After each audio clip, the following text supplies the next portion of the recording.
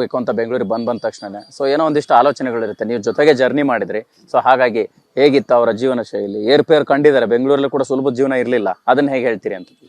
Sir, ಅವನು actually ಬೆಂಗಳೂರಿಗೆ ಬಂದದ್ದೇ direction ಡಿಪಾರ್ಟ್ಮೆಂಟ್ಗೆ, direction ಮಾಡಲೇಬೇಕು ಅಂತ.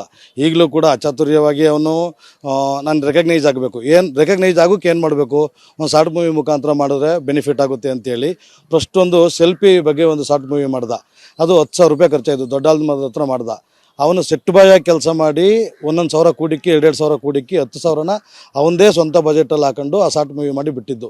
ಅವತ್ತು ನಾವು ಯಾವ ಫೇಸ್ಬುಕ್ ಆಗಲಿ ಇನ್ಸ್ಟಾಗ್ರಾಮ್ಗೆ ಯಾರಿಗೆ ಹಾಕ್ಸಿದ್ರು, ಯಾರಿಗೆ ಫೋನ್ ಮಾಡಿದ್ರು ಕೂಡ ಯಾರೂ ನಮ್ಗೆ ರೆಸ್ಪಾನ್ಸ್ ಮಾಡ್ತಿರ್ಲಿಲ್ಲ.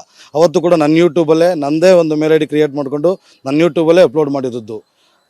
ತದನಂತರ ಅವನೇ ಸಂಪಾದನೆ ಮಾಡಿ ಮತ್ತೆ ಅವನೇ ಶಾರ್ಟ್ ಮೂವಿ ಮಾಡ್ಕೊಂಡು ಆ ಥರ ರೆಕಗ್ನೈಸ್ ಆಗಿ ಕಾಮಿಡಿಯನ್ ಆ್ಯಕ್ಟ್ರಾಗಿ ಮಾಡಿದ್ದಾನೆ.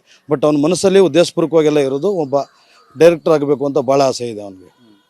ಈಗ ಸದ್ಯಕ್ಕೆ ಅಂದರೆ ಅವ್ರ ಅಮ್ಮ ಒಂದು ಕತೆ ಹೇಳ್ತಾ ಇದ್ರು, ಅಂದರೆ ಮದುವೆ ಮನೆಗೆ ಹೋಗ್ತಾ ಇದ್ರು, ಅಂದರೆ ಒಂದು ಊಟಕ್ಕೆ ನೀಡಕ್ಕೆ ಹೋಗೋಂಥ ಸಂದರ್ಭ ಅಂತಲ್ಲೂ ಕೂಡ ಸಂಪಾದನೆ ಮಾಡೋಕೆ ಆಗಲಿಲ್ಲ ಅನ್ನೋಂಥ ಒಂದು ವಿಡಿಯೋ ವೈರಲ್ ಆಗ್ತಾ ಇದೆ. ಸೊ ಹಾಗಾಗಿ ಗಿಲ್ಲಿ ಕಷ್ಟಪಟ್ಟಂತಹ ದಿನಗಳು ಹೇಗಿದ್ದು ನೀವು ಕಣ್ಣಾರೆ ಕಂಡಂಗೆ ಒಂದಿಷ್ಟು ಜರ್ನಿ ಶುರುವಾದಾಗಂತ?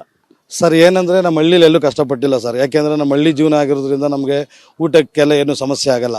ಅವನು ಬೆಂಗಳೂರಿಗೆ ನಾನು ಜೀವನ ಮಾಡ್ತೀನಿ ಅಂತ ಬಂದು ಫಿಲಮ್ ಲ್ಯಾಂಡ್ಗೆ ಹೋಗಬೇಕು ಅಂತ ಬಂದಲ್ಲ, ಬೆಂಗಳೂರು ಬಂದು ತುಂಬ ಶ್ರಮ ಪಟ್ಟಿದ್ದಾನೆ, ಅನ್ನಕ್ಕೆಲ್ಲ ಅಲ್ದಾಡಿದ್ದಾನೆ, ಅದೆಲ್ಲ ಸತ್ಯ. ಬಟ್ ತುಂಬ ಶ್ರಮ ಪಟ್ಟಿದ್ದಾನೆ. ಇಲ್ಲಿ ಆ ಫೀಲ್ಡ್ ಆರಿಸ್ಕೊಂಡ ಮೇಲೆ ಅವನಿಗೆ ಕೆಲವೊಂದು ಜನ ಸ್ನೇಹಿತರು ಕೈ ಬಿಟ್ಟರು.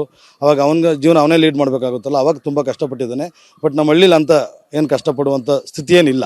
ಅವ್ರಿಗೆ ನಮ್ಮ ಫ್ಯಾಮಿಲಿಗಾಗಲಿ ಏನೇ ಆಗಲಿ ಅಂತ ಕಷ್ಟಪಡುವಂಥ ಊಟಕ್ಕೂ ಸಮಸ್ಯೆ ಆಗುವಂಥ ಪರಿಸ್ಥಿತಿ ಏನಿಲ್ಲ. ಓಕೆ, ಈಗ ಫೈನಲ್ ಹಂತಕ್ಕೆ ಬಂದಿದ್ದಾರೆ, ಗಿಲ್ಲಿ ಗೆಲ್ತಾರೆ ಅನ್ನೋಂತಹ ಭರವಸೆ ನಿಮಗೆ ಎಷ್ಟಿದೆ? ಈಗ ಎಲ್ಲೋ ಒಂದು ಕಡೆ ಏನೋ ವ್ಯತ್ಯಾಸ ಆಗ್ತಾ ಇದೆ ಅಂತ ಅನ್ನಿಸ್ತಿದೆ, ಹೇಗೆ ಅಂತ?